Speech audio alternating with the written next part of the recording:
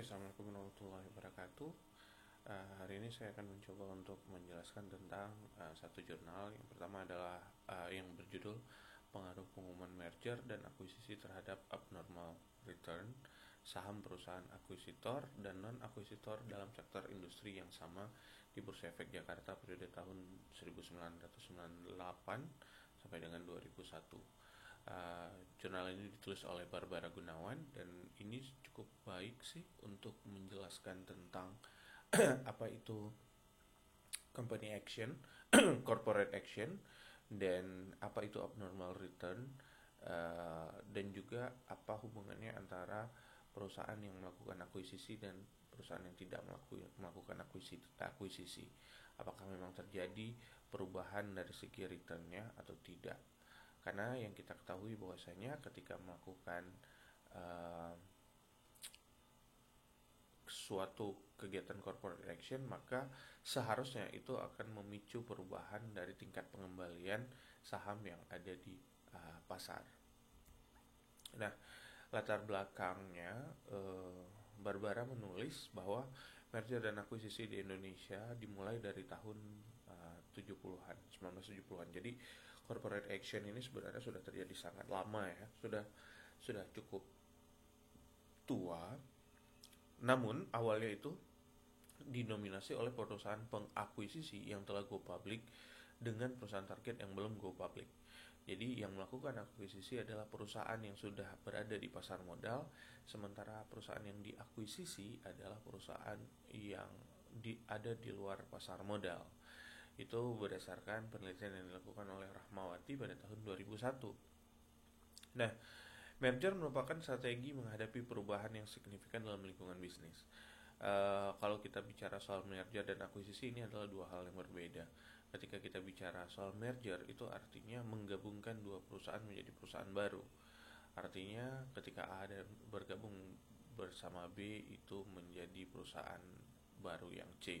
Sementara untuk akuisisi merupakan cara tercepat untuk mengekspansi usaha dengan biaya yang jadi lebih murah daripada membangun dari awal. Akuisisi adalah ketika perusahaan mencaplok ya, atau membeli satu perusahaan lain, dan kemudian perusahaan yang dibeli itu berada di bawahnya, under perusahaan induk, yang artinya perusahaan itu tetap bisa hidup namun bertanggung jawab kepada perusahaan lain. Jadi ketika bicara soal neracanya, nanti akan terjadi neraca konsolidasi, yang mana perusahaan yang dibeli atau yang dicaplok itu akan melapor kepada perusahaan yang mencaplok ya, atau akuisitornya. Nah, jadi ada dua hal yang berbeda di sini antara merger dan akuisisi. Kalau merger ini penggabungan dua perusahaan, sementara kalau misalnya akuisisi ada pencaplokan atau upaya untuk menguasai perusahaan lain.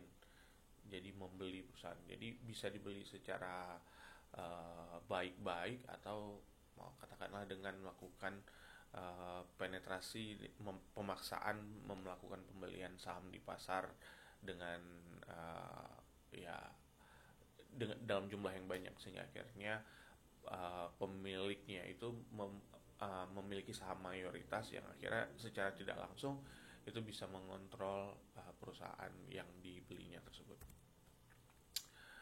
Nah, menurut Brigham dan rekan et al. Pada tahun 1999 menyatakan merger itu adalah upaya untuk sinergi. Nah, upaya untuk sinergi ini adalah ketika merger itu dilakukan, yang diinginkan adalah terjadi penggabungan yang benar-benar membuat perusahaan menjadi semakin baik. Itu yang disebut dengan sinergi. Nah, merger seharusnya dapat memberikan keuntungan bagi para pemegang saham dengan memunculkan sinergi tersebut gitu.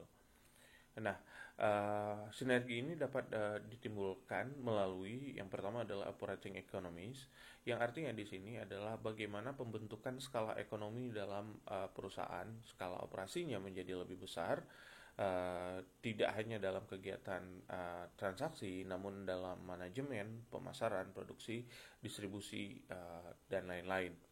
Jadi peningkatan skala itu yang disebut dengan operating economies. Nah, apabila terjadi peningkatan skala akibat penggabungan, maka eh, ini adalah sinergi yang terjadi dari merger tersebut. Yang kedua adalah financial economies atau meliputi biaya transaksi. Jadi ketika terjadi penggabungan, seharusnya biaya transaksi yang muncul nantinya akan menjadi lebih efisien karena dua perusahaan bergabung, otomatis ada terjadi pengurangan atau ada terjadi uh, turunnya biaya transaksi dari dua perusahaan, karena sebelumnya kan ada dua perusahaan nih, masing-masing ada biaya transaksi. Kalau setelah di merger, ini seharusnya biayanya menjadi jauh lebih efisien. Itu yang disebut dengan sinergi apabila terjadi melalui financial economies. Yang ketiga adalah differential efficiency, di mana ini mengimplikasikan bahwa manajemen satu perusahaan itu lebih efisien karena terjadi penggabungan, bahwa ada unit-unit yang dulunya berdiri sendiri-sendiri masing-masing di dua perusahaan, kali ini bisa bergabung bersama, dipimpin oleh hanya satu manajemen, dan dapat melakukan kegiatan yang dulu dilakukan berbeda tapi bisa dilakukan bersama-sama pada saat ini gitu. Uh, Dua unit tersebut bisa berdiri di dalam satu manajemen sendiri, sehingga akhirnya akan lebih tercapai. Misalnya nih, kayak distribusi sama pemasaran. Kalau dulu perusahaan hanya fokus pada bagian distribusi, sementara perusahaan B hanya fokus di bagian pemasaran. Nah, kalau seandainya terjadi penggabungan, manajemen bisa mengurusi dua hal tersebut sekali jalan. Bahwa distribusi dan pemasaran bisa dilakukan bersamaan unitnya, dipimpin oleh satu manajemen. Maka ini menjadi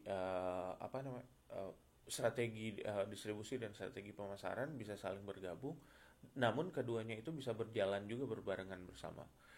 Uh, ini yang disebut dengan manajemen menjadi lebih efisien, dan aset perusahaan bersaing akan lebih produktif sesudah merger. Kenapa? Karena penggunaan aset ini akan menjadi jauh lebih efektif ketika dua perusahaan digabung, asetnya akan jauh lebih besar kan. Dan namun karena pengelolaannya itu sudah menjadi lebih efisien, maka aset yang digunakan tersebut juga akan menjadi aset yang efisien untuk untuk dipergunakan dalam kegiatan perusahaan pasca merger. Yang terakhir adalah peningkatan kekuatan pasar atau increase market power. Nah, ini berkaitan dengan tujuan untuk mengurangi persaingan. Beberapa perusahaan yang merasa bahwa kekuatan mereka sama besarnya, namun mereka memiliki kompetitor lain yang jauh lebih besar, maka ketika mereka menggabung kekuatan, bukan tidak mereka berupaya untuk mengurangi persaingan di kelas yang mereka lakukan karena mereka bergabung bersama. Uh, Namun juga mereka secara tidak langsung itu juga membuka peluang untuk berkompetisi dengan pesaing yang lebih tinggi, karena dua kekuatan yang besar sudah digabung dan mereka bisa menghadapi kekuatan yang lebih besar lagi gitu. Nah, di sini terjadi peningkatan nilai kekuatan pasar dari kedua perusahaan yang bergabung tersebut. Bukan tidak mungkin ini bisa uh, menjadi lebih hebat lagi. Seperti misalnya penggabungan dua perusahaan, yang pertama Mercedes dan Benz. Jadi ketika dua perusahaan itu bergabung menjadi Mercedes-Benz, ini menjadi menjadi lebih kuat lagi. Atau ketika Sony dan Ericsson itu melakukan merger untuk masuk di kelas apa namanya uh, handphone, karena kedua-duanya untuk masuk saat itu gagal bersaing dengan Nokia. Tapi ketika mereka sinergi dan mereka akhirnya menghasilkan satu brand Sony Ericsson yang uh, bisa mengcounter atau bisa main di pasarnya Nokia pada saat itu. Mereka mampu bersaing. Tapi kalau mereka berdiri sendiri-sendiri itu nggak bisa. Itu nggak mampu untuk mengalahkan dikdayanya kekuatan dari si Nokia. Nah, selain itu, merger dan akuisisi juga upaya untuk menghemat pajak. Itu menurut Pickering tahun 2001. Kalau merger dan akuisisi ini dilakukan, contohnya jika merger dilakukan, perusahaan yang pada awalnya memiliki beban pajak yang yang dibayarkan sendiri. Kali ini ketika terjadi penggabungan, maka beban pajaknya itu akan merujuk kepada aset bersama, aset dan kewajiban bersama, sehingga akhirnya beban pajaknya itu akan jauh lebih kecil ketimbang sebelum terjadi merger. Sementara jika akuisisi, ini jelas bahwasanya pajak yang ditanggung oleh perusahaan yang sudah diakuisisi itu akan dikelola oleh perusahaan yang mengakuisisinya, sehingga pengakuan atas pajaknya itu akan dibebankan kepada perusahaan akuisitornya, dan ini akan jauh lebih kecil daripada perusahaan tersebut masih berdiri sendiri sebelum diakuisisi oleh perusahaan akuisitor. Dan selain itu, merger dan akuisisi ini adalah upaya untuk mentransfer informasi. Ini menurut Ford tahun 96 dan Ang tahun 97. Transfer informasi ini adalah dari perusahaan yang melakukan merger, perusahaan A bisa mentransfer ke pengetahuannya kepada perusahaan B, dan perusahaan B bisa saling mentransfer pengetahuannya kepada perusahaan A yang sebelumnya sifatnya tertutup, karena masing-masing memiliki ya karena tidak berkaitan, mereka ya mengclose informasi yang mereka punya. Tapi ketika terjadi merger, keduanya bisa saling berbagi informasi. Begitu juga dengan perusahaan yang melakukan akuisisi, apapun yang dimiliki oleh perusahaan yang diakuisisi, mereka bisa memperoleh pengetahuannya, dan hal ini akan memperkuat mereka ketika menghadapi pasar.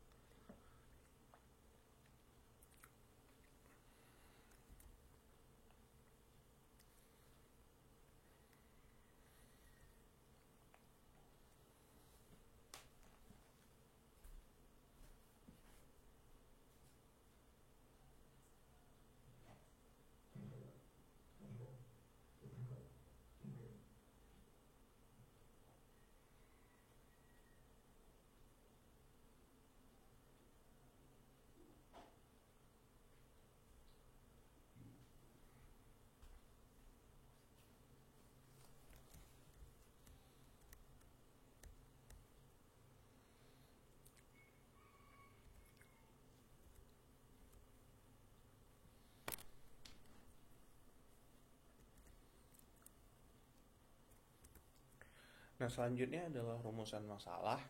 Apakah informasi tentang merger dan akuisisi yang diumumkan oleh perusahaan akuisitor ini akan mengakibatkan adanya abnormal return bagi para investornya dan bagi para investor lain, yaitu non-perusahaan akuisitor.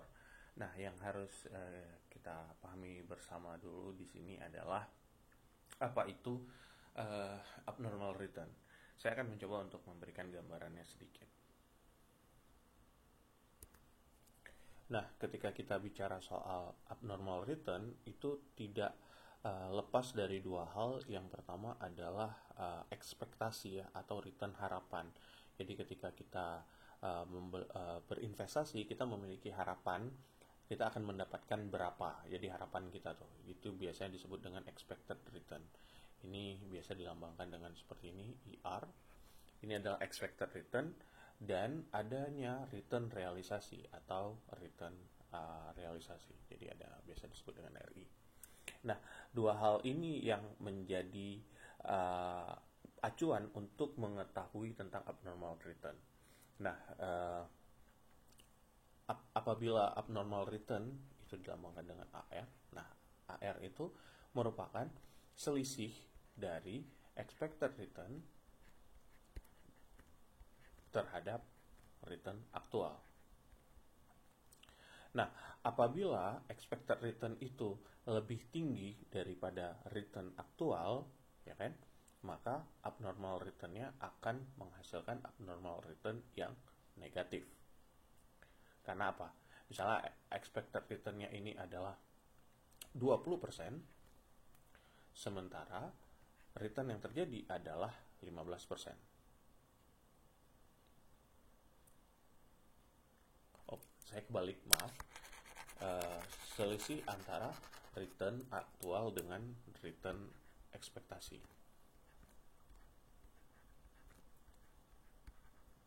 Nah, apabila return yang terjadi itu adalah 15%, sementara return expected return atau yang diharapkan adalah 20%, maka abnormal return-nya akan menjadi abnormal return negatif sebesar 5%. Begitu juga jika abnormal return itu diketahui bahwasanya nilai return realnya yang terjadi adalah sebesar 20%, sementara ekspektasinya itu lebih rendah, yaitu sebesar 15%, itu maka akan terdapat 5% abnormal return yang positif. Nah, jadi abnormal return ini ada positif dan ada negatif. Negatif itu artinya abnormal return-nya itu tidak sesuai dengan harapannya. Sementara yang positif itu artinya lebih daripada yang diharapkan. Karena pada dasarnya secara teoritis bahwa return yang terjadi itu harusnya sesuai dengan expected return. Artinya jika kita masukkan dalam persamaan, itu akan menjadi return dikurangi dengan expected return seperti ini, itu katakanlah sama-sama 20%,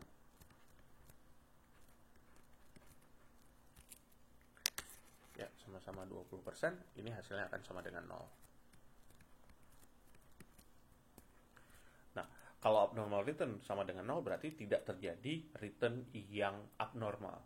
Jadi abnormal ini bukan artinya buruk, tapi abnormal ini adalah sejauh mana sejauh mana perbedaannya dengan return yang diharapkan. Jadi acuannya adalah berapa yang terjadi dan berapa yang diharapkan. Jika lebih atau kurang, itu akan masuk dalam posisi abnormal. Baik dia positif maupun dia negatif. Jadi apakah ketika merger ini akan terjadi perubahan atau akan mengakibatkan adanya abnormal return? Apakah ketika perusahaan bergabung atau perusahaan dibeli itu akan menyebabkan terjadi peningkatan return dari yang diharapkan atau terjadi kurangnya return dari yang diharapkan? Itu yang ingin dilihat oleh para investor dan investor lain dari perusahaan non akuisitor. Nah, Dari literatur studi atau dari studi kepustakaan, merger adalah penggabungan dua atau lebih perusahaan yang kemudian hanya ada satu perusahaan yang tetap hidup sebagai badan hukum, sementara yang lainnya bubar.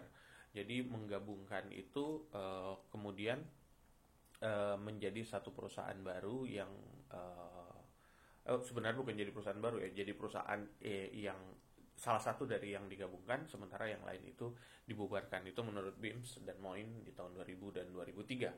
Sementara akuisisi itu pengambil alihan kepemilikan atau pengendalian atas saham atau aset suatu perusahaan oleh perusahaan lain, dan perusahaan mengambil alih yang menjadi perusahaan yang eksis sebagai badan hukum yang terpisah. Artinya kedua perusahaan itu bisa berdiri sendiri, namun perusahaan yang sudah diambil alih itu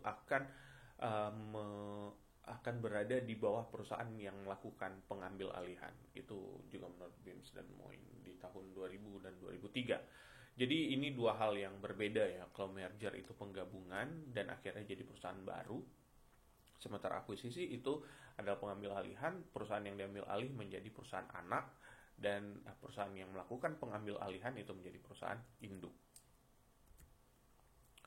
Nah, Moin juga menjelaskan tentang aktivitas merger. Silakan kalian mencari tahu sendiri tentang merger. Ada merger horizontal, vertikal, konglomerat, ekstensi pasar, dan ekstensi produk. Ini adalah beberapa yang biasa dibahas di dalam pengantar bisnis ya, terkait dengan kegiatan merger. Yang mungkin akan saya jelaskan ini adalah tentang merger berdasarkan proses, yaitu ada friendly takeover dan hostile takeover.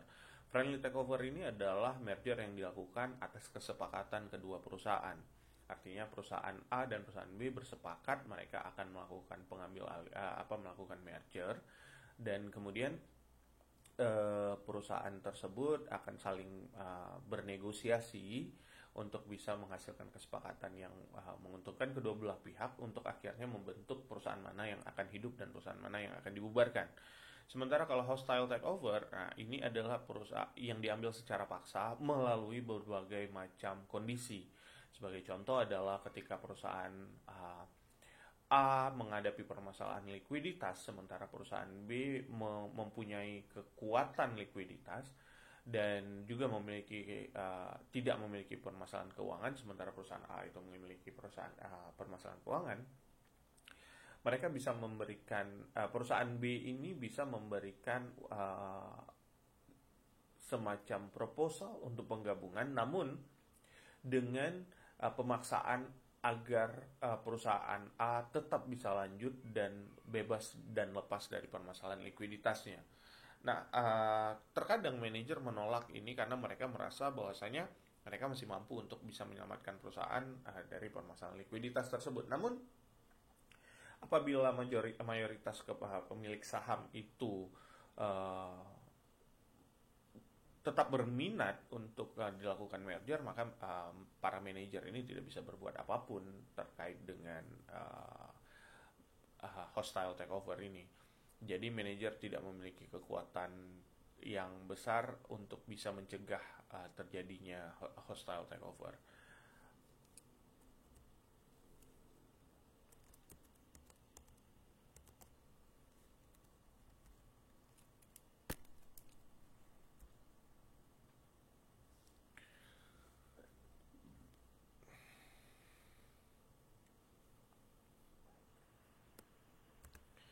Dan menurut Brigham et al. Di tahun 99, ada beberapa hal yang memotivasi sehingga akhirnya merger dan akuisisi ini bisa terjadi. Yang pertama adalah sinergi tadi.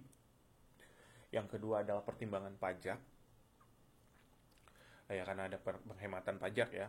Yang ketiga adalah pembelian aset di bawah biaya penggantian. Jadi apabila perusahaan itu akan melakukan merger dan akuisisi, maka aset ini akan jauh lebih mudah dan murah didapatkan dibandingkan dengan mengganti aset tersebut dengan yang baru. Jadi kalau misalnya menggabungkan, katakanlah ada dua aset yang ditambah, maka penggabungan melalui merger dan akuisisi ini akan jauh berada di bawah biaya penggantian. Yang keempat adalah diversifikasi, biasanya merger dan akuisisi. Merger ini seringkali perusahaan sejenis, namun bukan tidak mungkin perusahaan tidak sejenis itu bisa melakukan merger. Nah, apabila perusahaan ingin berupaya untuk mendiversifikasi risiko, maka merger dan akuisisi adalah salah satu solusi untuk hal tersebut. Yang kelima itu adalah insentif manager.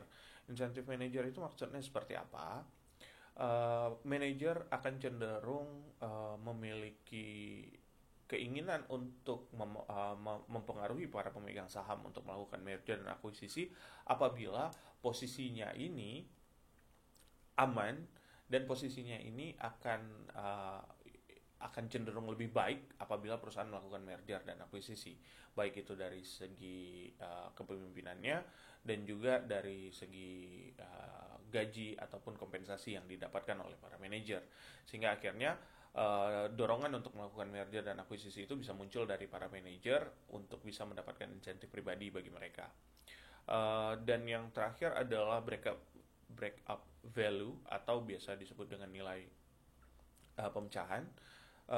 Ini adalah apabila perusahaan itu melakukan merger dan akuisisi, maka ini akan meningkatkan nilai karena apabila mereka tetap mempertahankan kondisi mereka tanpa melakukan merger dan akuisisi dengan perusahaan lain, itu akan menyebabkan nilai mereka akan cenderung lebih rendah.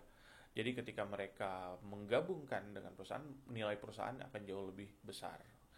Contohnya adalah perusahaan yang diakuisisi, apabila dia meskipun setelah diakuisisi dia kemudian tidak ada lagi di pasar modal, namun secara nilai perusahaan itu akan memiliki nilai yang lebih baik karena dia sudah dikendalikan oleh perusahaan yang jauh lebih besar dan memiliki kekuatan yang jauh lebih baik. Jadi ini adalah ada 6 hal yang memotivasi merger dan akuisisi. Yang pertama sinergi, yang kedua pertimbangan pajak, yang ketiga pembelian aset di bawah biaya penggantian, yang keempat diversifikasi, yang kelima insentif pribadi manajer, dan yang terakhir adalah nilai pemecahan. Jadi 6 ini yang akan memicu terjadinya merger dan akuisisi. Lalu apa kaitan return terhadap merger dan akuisisi? Yang ingin saya sampaikan di sini adalah kegiatan corporate action atau aksi korporasi ini akan memicu reaksi investor di pasar modal. Karena apa? Apabila investor, misalnya nih, investor melakukan memiliki saham perusahaan A dan ada investor yang memiliki saham perusahaan B. Ketika perusahaan A dan B meng-announce atau mengumumkan bahwa mereka akan melakukan penggabungan, tentu itu akan memberikan efek kepada para pemegang sahamnya. Mereka akan berpikir seperti ini. Minimal mereka akan berpikir, wah saham saya akan seperti apa gitu. Kan saya hanya memiliki saham A, saya nggak memiliki saham B. Gimana kalau mereka bergabung gitu? Apa kepemilikan saya akan berpengaruh atau tidak gitu? Nah ini akan cenderung terjadi, itu pertanyaan yang paling mendasar. Atau misalnya bahkan mungkin ada yang, wah kalau misalnya perusahaan A dan B berarti kepemilikan saya akan meningkat atau kepemilikan saya akan berkurang gitu. Ini akan memicu reaksi para investor yang ada di pasar modal, sehingga akan berpengaruh apakah mereka akan tetap mempertahankan memegang sahamnya atau melakukan aksi aksi jual terhadap saham yang mereka miliki. Begitu juga dengan calon investor yang ada di pasar, mereka akan melihat bahwasanya ini adalah potensi misalnya. Itu akan cenderung untuk mendorong investor untuk membeli saham salah satu dari perusahaan tersebut A atau B. Itu jika mereka tertarik dengan kegiatan merger dan akuisisi. Pada intinya adalah ketika terjadi corporate action seperti itu, karena corporate action itu ada banyak, tapi ya khusus untuk merger dan akuisisi ini terkait dengan kepemilikan kepemilikan para investor. Untuk itu mereka akan berpikir, dan setiap kali terjadi berpikir dan akan melakukan aksi yang dilakukan oleh para investor, itu akan memicu perubahan terjadi di pasar. Jadi sekali lagi return dan merger dan akuisisi ini akan sangat saling terkait. Lalu bagaimana dengan abnormal return terhadap merger dan akuisisi? Nah, seperti yang saya jelaskan tadi, bahwasanya ini kaitannya adalah pada selisih antara ekspektasi dan realisasi. Apabila ekspektasinya tinggi sementara realisasinya nanti menjadi rendah, artinya ketika merger dan akuisisi, yang diharapkan bahwa harga saham perusahaan gabungan tersebut akan meningkat di pasar, namun ternyata yang terjadi malah sebaliknya. Ini akan menyebabkan abnormal return yang negatif. Atau harapannya tidak terlalu besar, namun setelah digabungkan perusahaan menjadi sangat kuat dan nilainya meningkat di pasar sehingga akan mendongkrak harganya. Ini akan menjadi abnormal return yang positif.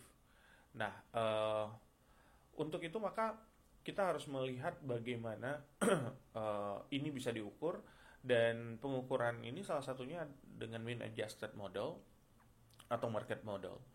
Nah, kalian bisa mencari market adjusted model ini di internet, dan jika memang ada tidak paham dengan konsep ini sebaiknya kalian tanyakan nantinya pada sesi pertanyaan, atau ya kalian cari tahu jika kalian mampu untuk mencari tahu mengenai hal ini. Saya lanjut dengan metode dan langkah penelitian. Yang pertama, populasi yang dipergunakan adalah seluruh perusahaan di Bursa Efek Jakarta pada saat itu, dan sampel yang digunakan adalah perusahaan yang melakukan merger dan akuisisi pada rentang waktu dari tahun 98, 99, 2000, dan 2001, 4 tahun pengukuran, dan ada 8 perusahaan yang melakukan akuisisi atau 8 perusahaan akuisitor, 37 perusahaan non-akuisitor. Ada 8 yang melakukan akuisisi, berarti akuisisi dan merger ya, yang menjadi perusahaan yang berdiri, dan ada 37 non-akuisitor. Ini adalah sampling yang dilakukan secara purposif, yaitu dengan persyaratan tertentu, karena ada alasan-alasan tertentu yang harus dijabarkan oleh penulis untuk bisa memilih sampelnya. Dan untuk melakukan metode penelitiannya itu dengan event study atau studi peristiwa, ya, merujuk kepada studi reaksi pasar yang dilakukan oleh Pickering di tahun 2001. Ya, yang pertama adalah ditentukan dulu periode jendela atau windows period. Yang kedua adalah menghitung actual return realisasinya. Yang ketiga, menghitung return pasar harian atau return market. Yang keempat, melihat bagaimana kaitan abnormal return-nya itu return AR itu RIT dikurangi dengan RMT. Nah, saya tadi menjelaskan tentang return expected return itu jika itu adalah saham yang sifatnya adalah saham tunggal. Namun jika kita bicara soal pasar secara keseluruhan, return yang expected return itu adalah setara dengan return pasar. Sehingga akhirnya abnormal return itu adalah selisih antara return aktual, return RI, dan return market. Nah, untuk kemudian menghitung rata-rata abnormal return atau average abnormal return disingkat dengan AAR, lalu menghitung kumulatif rata-rata abnormal return atau CAAR. Yang selanjutnya adalah menghitung kesalahan standar estimasi peramalan untuk melihat sejauh mana tingkat derajat kesalahan proyeksi dari model ini. Lalu yang selanjutnya adalah menghitung abnormal return yang signifikan. Nah, ini adalah langkahnya 1, 2, 3, 4, 5, 6, 7, 8 langkah dalam event study. Memang langkahnya jauh lebih banyak, namun karena ini sifatnya adalah studi peristiwa, karena kan peristiwanya itu kan berbeda-beda. Ada yang dilakukan di tanggal 25 Agustus misalnya, ada yang di tanggal 11 Januari. Nah, untuk itu maka dihitung adalah tanggal peristiwanya, kapan peristiwanya terjadi, ada jendelanya. Nanti akan jelas kapan diukur perubahan atau abnormal return-nya. Jadi untuk setiap perusahaan itu akan berbeda periode jendelanya, karena pengukurannya pada waktunya sesuai dengan peristiwanya terjadi. Jadi bukan dilakukan bersamaan. Misalnya kita melakukannya pada akhir Desember. Biasakan data keuangan tuh seperti itu. Dilakukan di akhir Desember atau di awal Januari, semuanya diukur dalam keadaan sama. Namun karena ini adalah merger dan akuisisi dan jadwalnya itu pasti berbeda antara satu perusahaan dengan perusahaan lain, maka pengukurannya lebih tepat menggunakan event study, sehingga akhirnya bisa diketahui bagaimana ketika peristiwa itu terjadi, apakah terjadi perubahan atau tidak terkait dengan reaksi pasarnya. Nah, dalam penentuan hipotesisnya, hipotesis alternatif ditolak apabila nilai negatif dateable itu lebih kecil daripada T hitungnya, atau nilai T hitung itu lebih besar daripada nilai T tabel yang positif. Jadi T tabel itu bisa diukur secara negatif dan positif, berarti dua arah ya. Dan nilai T hitungnya harus lebih besar daripada T tabel yang negatif. Nilai T min T tabelnya harus lebih kecil daripada nilai T hitung, berarti semakin negatif nilai T hitungnya itu akan jauh semakin baik.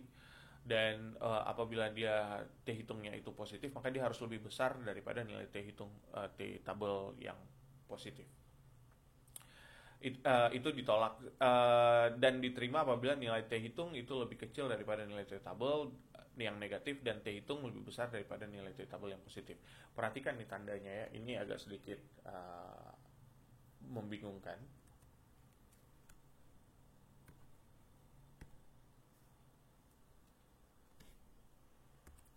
Saya anggap seperti ini jika nilai T hitung itu adalah sama dengan min 4. Sementara nilai T tabel itu sama dengan min 2. Maka ini akan menerima hipotesis alternatif. HA diterima. Karena nilai T hitung harus lebih kecil daripada nilai negatif T tabel. Nilai T tabelnya adalah min 2, sementara T hitung adalah min 4. Otomatis lebih kecil. Ini HA diterima. Atau T hitungnya itu sama dengan 5, sementara nilai T tabelnya 2. Nah, karena 2 ini nilai T tabelnya, sementara nilai T hitungnya adalah 5, dan T hitung itu adalah lebih besar daripada T tabel, maka hipotesis alternatif juga diterima.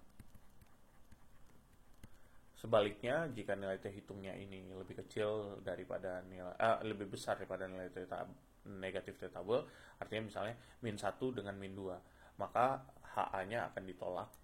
Sementara jika di sini adalah 1 dengan 2, maka HA-nya juga akan ditolak. Ini terkait dengan hipotesisnya. Lalu selanjutnya, metode dan langkah penelitiannya adalah melakukan analisis dan tentu saja pembahasan dari hasil uji beda tersebut. Jadi ini adalah metode lengkap mengenai penelitiannya. Bagaimana dengan hasil dan pembahasan? Yang pertama adalah tidak adanya tabulasi untuk statistika deskriptif, sehingga kita kurang tahu ya bagaimana lingkaran data, bagaimana penjelasan atau deskripsi datanya terkait yang dipergunakan di dalam penelitian ini. Namun ditampilkan dalam bentuk narasi, dan statistika deskriptif dalam bentuk narasi ini agak sedikit mungkin akan menyebabkan orang kebingungan. Tidak ada penjelasan lebih lanjut mengenai statistika deskriptif ini. Ini adalah salah satu kekurangan yang bisa kita tangkap dari jurnal tersebut. Lalu kita masuk ke tabel 4.1, yaitu penghitungan, karena kan dilakukan perhitungan jendela, perhitungan kemudian mereka menghitung return realisasi, dan kemudian menghitung normal return, dan baru kemudian menghitung average abnormal return atau rata-rata abnormal return yang terjadi dari keseluruhan data. Karena yang pertama abnormal return dari tiap-tiap perusahaan yang melakukan merger dan akuisisi, namun kemudian dirata-ratakan secara keseluruhan dari sampel, dan diperoleh hasilnya adalah untuk average abnormal return ini bervariasi antara dari hari min 20. Jadi diukurnya itu kan posisi 0, hari 0.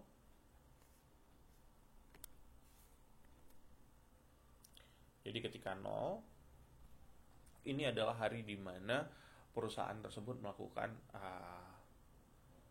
merger dan akuisisi.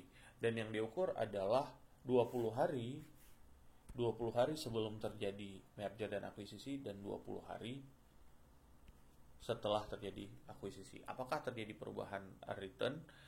Ini dilihat dari average abnormal return dari rata-rata perusahaannya tersebut. Dan diketahui nilai T hitung dari masing-masingnya untuk bisa mengetahui apakah memang hipotesisnya bisa diterima atau tidak. Jadi nilai T hitung ini diketahui untuk semuanya, kita bisa melihat nilai T hitungnya ada yang positif dan ada yang negatif. Kita akan mengaitkannya nanti untuk bisa memastikan bahwasanya kita bisa menerima hipotesis atau tidak, hipotesis alternatif. Nah, kita lihat di sini adalah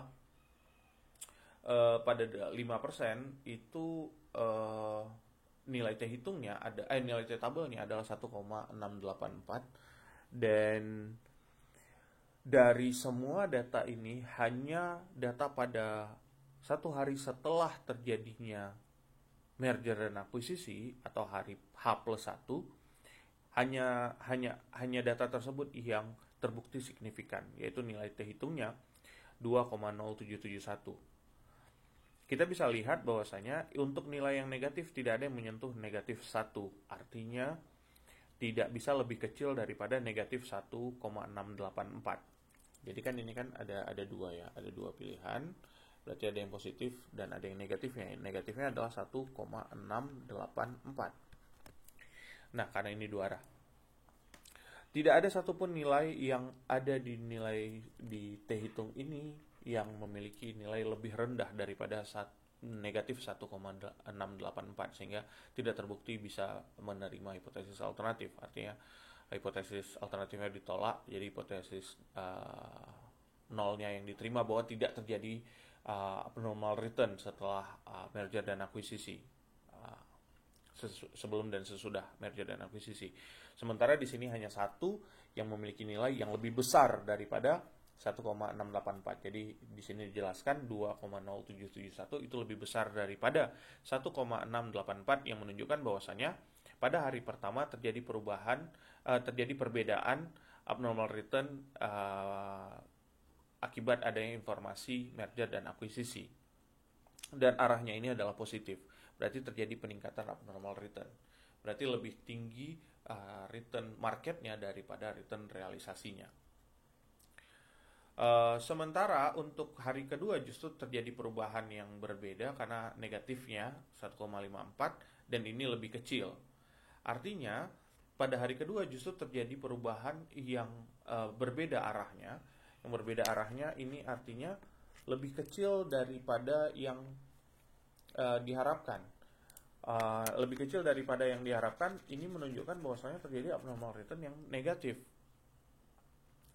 Keduanya tadi saya bilang bahwa ini adalah alfanya adalah 5%. Sebenarnya ini adalah pada alfa 10%. Nah, pada alfa 10%, keduanya ini terjadi pada hari pertama dan hari kedua. Jadi 1 hari setelah ada informasi mengenai terjadinya merger dan akuisisi, itu terjadi peningkatan abnormal return atau abnormal return-nya menjadi positif. Sementara pada hari selanjutnya justru terjadi penurunan abnormal return. Berarti ekspektasinya itu jauh lebih tinggi daripada yang terjadi di pasar, sehingga akhirnya terjadi penurunan abnormal return yang negatif, atau return yang terjadi tidak sebesar yang diharapkan. Jadi terjadi perubahan average abnormal return yang signifikan pada 2 hari setelah merger dan akuisisi. Dan ini signifikan pada alfa 10%. Kita bisa lihat pada grafik perubahan average abnormal return. Jadi 1 hari setelah itu terjadi peningkatan yang sangat signifikan, namun di hari berikutnya perubahannya menjadi turun. Jadi investor ini tertarik pada awalnya, namun ketika mengetahui mungkin bahwa sinyalemen dari merger dan akuisisi ini bukan suatu hal yang benar-benar menguntungkan dari sisi investor, mereka melakukan aksi yang berlawanan di hari selanjutnya. Dan nilainya ini juga sangat jauh, sehingga nilai abnormal return-nya itu menjadi sangat negatif. Itu untuk perusahaan akuisitor, artinya bagi perusahaan yang melakukan akuisisi. Oke. Jadi bagi perusahaan yang melakukan akuisisi, awalnya dianggap bahwasanya pada hari pertama setelah ada informasi mengenai merger dan akuisisi tersebut, perusahaan ini dianggap memiliki kans untuk bisa menghasilkan keuntungan yang besar bagi para investor. Namun investor berpikir kebalikan di hari berikutnya. Mereka langsung merubah posisi ketika mereka mengetahuinya. Mereka langsung mengubah posisi dari yang sebelumnya mereka membeli dan kemudian melakukan penjualan terhadap perusahaan akuisitor. Mereka berusaha untuk mendapatkan selisih hanya dari ini aja ya, dari selisih harga beli dan harga jual. Artinya return marketnya justru turun di hari kedua. karena ada aksi jual oleh para pemegang saham. Lalu bagaimana dengan perusahaan non-akuisitor? Kita melihat data yang sama. Berbeda dengan perusahaan yang melakukan akuisisi, perusahaan akuisitor ini jauh lebih non-akuisitor ini jauh lebih fluktuatif. Kenapa? Sebelum terjadinya merger dan akuisisi, itu sudah adanya return yang positif. Artinya bagi perusahaan yang akan di merger atau akan diakuisisi oleh perusahaan induknya atau oleh perusahaan lain, kebanyakan perusahaan ini diminati karena investor ingin mendapatkan keuntungan dari harga jualnya nanti, karena diharapkan setelah merger dan akuisisi itu akan terjadi peningkatan harga. Jadi 3 hari sebelum itu terjadi, banyak investor yang mungkin sudah mengetahui informasi terlebih dahulu, mereka melakukan pembelian sehingga abnormal return-nya menjadi positif. Dan itu terus terjadi hingga 3 hari setelah akuisisi itu berlangsung. Jadi pada hari ketiga setelah akuisisi itu juga masih adanya tendensi investor membeli perusahaan non-akuisitor. Namun di hari keempatnya, karena pergerakan tadi perusahaan akuisisi itu kan juga mengalami penurunan. Nah, perusahaan non-akuisitor itu juga ikut bergerak karena kan ini kan satu paket. Jadi ketika perusahaan yang melakukan akuisisi mengakuisisi perusahaan yang diakuisisi tersebut, atau perusahaan merger itu yang melakukan merger, misalnya bank yang besar melakukan merger dengan bank yang kecil, nilai saham bank yang besar turun di hari kedua tadi itu kan. Nah, ini juga ngikutin di perusahaan yang bank yang kecil tadi, yang memiliki saham yang market share yang lebih kecil, juga mengalami penurunan. Ini adalah hal yang umum terjadi karena ya saling berkaitan antara merger dan akuisisi antara kedua perusahaan tersebut gitu. Dan ini terbukti juga bahwa pada hari keempat terjadi penurunan, perubahan yang signifikan pada T3 dan T4. Jadi T3 itu adalah positif dan T4-nya adalah negatif. Ini abnormal return-nya ngikutin dari yang akuisitor. Namun terlihat bahwasanya perusahaan investor lebih percaya pada perusahaan yang diakuisisi atau yang diajak melakukan merger, karena pada hari ke-11 itu terjadi peningkatan abnormal return menjadi lebih positif, dan hasil ini signifikan pada alfa 5%, artinya jauh lebih signifikan daripada pada perusahaan akuisitor. Dan untuk itu makanya dapat disimpulkan juga bahwasanya investor itu lebih cenderung percaya kepada perusahaan non-akuisitor ketimbang perusahaan yang melakukan akuisisi, karena proyeksi mereka terhadap laba atau return dari investasi yang mereka lakukan itu akan cenderung lebih aman jika mereka menginvestasikannya pada perusahaan non-akuisitor. Ini ya mungkin salah satu alasan kenapa investor berpikir seperti itu, bahwasanya perusahaan yang sudah diambil alih ini kan akan merujuk kepada perusahaan induknya. Maka apabila perusahaan ini mengalami kerugian atau saham perusahaan mereka itu perusahaan mengalami kerugian, secara tidak langsung yang akan menanggung adalah perusahaan yang sudah melakukan merger, yang perusahaan akuisitor, dan perusahaan yang sudah melakukan akuisisi, sehingga investor merasa lebih aman bahwa ini ada yang menanggung kerugian mereka gitu. Jadi perusahaan itu tidak akan serta-merta hancur, karena ya ada kekuatan lain yang akan membantu mereka untuk tetap bisa survive gitu. Ini yang dilihat oleh para investor. Ini pada grafiknya kita lihat 3 bulatan hijau dan 1 bulatan merah menunjukkan bahwasanya 3 arah yang positif, sementara hanya ada 1 arah yang negatif. Dan jika kita lihat pada akhirnya juga cenderung harga kemudian stabil. Karena apa sih sebenarnya kalau bisa dibilang stabil? Pada hakikatnya apabila merger dan akuisisi itu menyentuh sinerginya, maka itu akan menguntungkan bagi kedua belah perusahaan, kedua belah pihak perusahaan, dan sejatinya juga pemegang saham juga akan menghadapi keuntungan yang sama gitu. Dan harga akan menyentuh pada harga yang sebenarnya. Simpulan dan saran yang bisa didapatkan, kita mulai dari simpulan dulu. Dari hasil UJT terhadap average abnormal return saham perusahaan akuisitor dan non-akuisitor, pada hari seputar pengumuman merger dan akuisisi ditemukan adanya abnormal return yang signifikan. Dan ini mengindikasikan bahwa pengumuman merger ini mengandung informasi bagi para pelaku pasar modal. Karena kalau tidak terjadi abnormal return, maka nggak ada informasi di situ. Nah, pada hari pertama dan hari kedua itu terjadi abnormal return, namun pada arah yang berbeda, yaitu positif pada hari pertama dan negatif pada hari yang kedua. Sementara untuk perusahaan non-akuisitor itu justru berbeda. 3 hari sebelum terjadinya merger dan akuisisi itu ada arahnya menjadi positif, tetap bertahan hingga 3 hari setelah terjadi merger dan akuisisi, namun turun di hari keempatnya. Ini ngikutin merger dan akuisisi perusahaan akuisitor. Namun kemudian kembali meningkat pada hari ke-11. Jadi ini dalam rentang waktu 20 hari, abnormal return itu lebih berfluktuasi pada perusahaan non-akuisitor.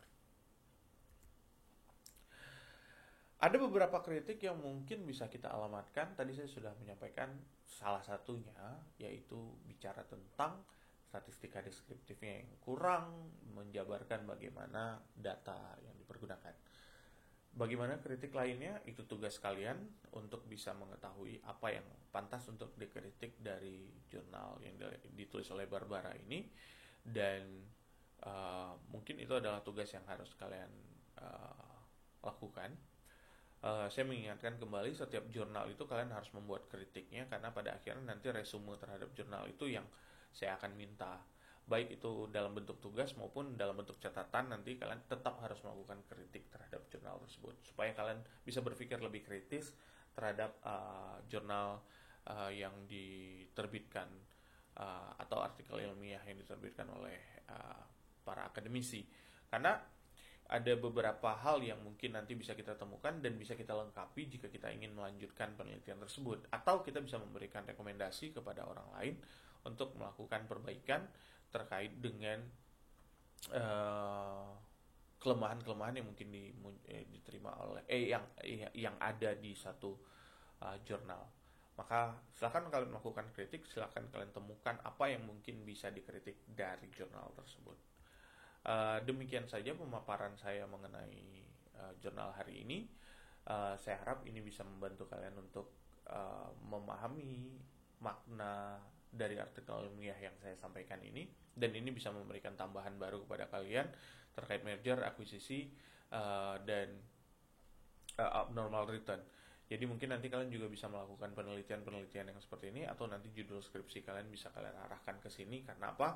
Karena tidak di pasar modal tidak hanya bicara soal analisis kinerja ataupun melihat pengaruh-pengaruh yang biasanya umum diambil dari laporan keuangan, namun kita bisa juga melihat bagaimana ketika peristiwa terjadi, apakah memang terjadi perubahan. Jadi ini murni melihat, mengidentifikasi apa yang terjadi di pasar, tidak melihat sedikit pun tentang kinerja keuangan dari perusahaan-perusahaan baik yang melakukan akuisisi maupun non-akuisisi. Jadi sekali lagi, penelitian di pasar modal itu nggak harus merujuk kepada kinerja perusahaan saja, tapi dari hal lain yang terjadi di pasar juga bisa diteliti. Ini adalah salah satu gambaran penelitian keuangan yang tidak melihat kinerja individual dari perusahaan, namun lebih melihat bagaimana reaksi pasar terhadap suatu tindakan atau suatu peristiwa yang terjadi yang dilakukan oleh perusahaan-perusahaan yang ada di pasar modal. Jadi demikian saja yang bisa saya sampaikan. Untuk pertanyaan dan selanjutnya silakan kalian ajukan melalui WA Group. Terima kasih. Wassalamualaikum warahmatullahi wabarakatuh.